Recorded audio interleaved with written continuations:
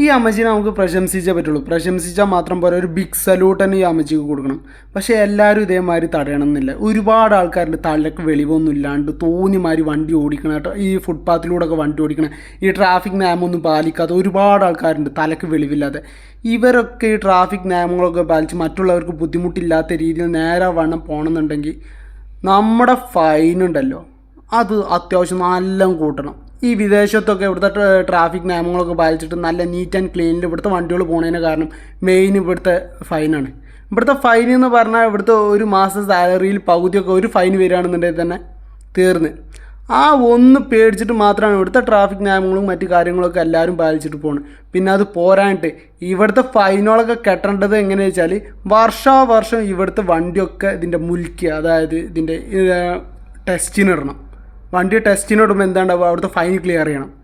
എന്നാലേ ടെസ്റ്റ് പാസ്സായി കിട്ടുള്ളൂ. അതേമാതിരി നമ്മളെ നാട്ടിലും കൊണ്ടുവരും. നമ്മളെ നാട്ടിലാണെന്നുണ്ടെങ്കിൽ പിന്നെ വയറ് നിറച്ച മാതിരിയാണല്ലോ. തുടക്കത്തിൽ എന്താ 5 വർഷമോ 10 വർഷമോ ഇങ്ങനെയൊക്കെയല്ലേ.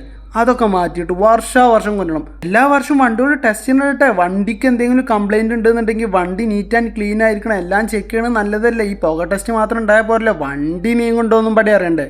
അപ്പോൾ വണ്ടി ടെസ്റ്റിനിടുമ്പോൾ എന്താണ്ടാവുക, ഫൈന് വരുന്നുണ്ടെന്നുണ്ടെങ്കിൽ അതും പാടി അടക്കേണ്ടി വരും. അത് പേടിച്ചിട്ട് ഒരുപാട് ആൾക്കാർ എന്ത് ചെയ്യും, ട്രാഫിക് നിയമങ്ങൾ നല്ല രീതിയിലാണ്ട് പാലിക്കും. അപ്പോൾ ഒരുപാട് പ്രശ്നങ്ങളാണ്ട് കുറഞ്ഞും കിട്ടും.